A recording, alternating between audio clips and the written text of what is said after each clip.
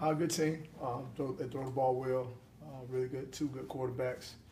But the receiving core is probably one of the best groups in the SEC, and it'll be a big challenge for us. How does preparation change for this game with a pass-oriented team compared to maybe LSU or Auburn likes to run it more? Well, it's a little bit different, but still, even with Auburn, they were a vertical passing team.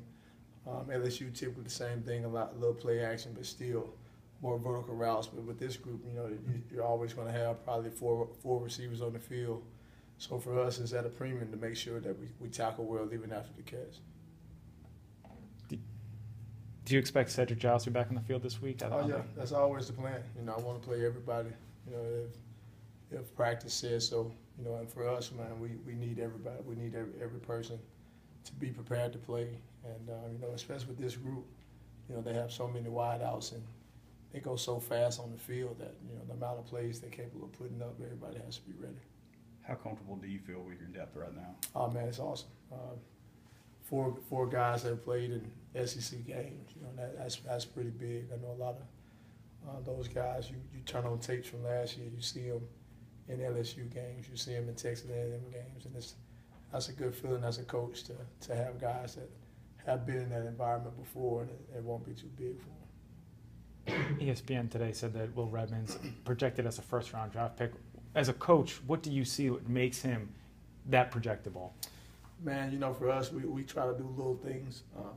Always the most important thing as a defender is to be able to tackle. I think he tackles well, and for a guy on the outside that tackles like that, it most definitely piques everybody's interest, especially in that league.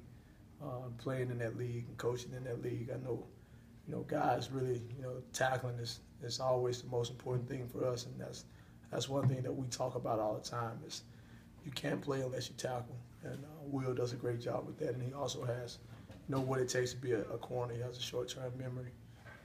He wants to be the best on the field, and as long as he continues to prepare himself like that, he'll be fine. Tevez has been really good at tackling this year. What have you seen from him? Oh, man, I got two guys that play at a high level. Tevez is a student of the game. He's one that you can give him something one time, and he's going to perfect it on the field. It just says something about him. He's in grad school. It talks about the type of kid he is, and even where he came from, the background of, probably one or two scholarships, only one SEC offer, and that was us. And for him to work how he's worked to get to this point is just who Tevez is.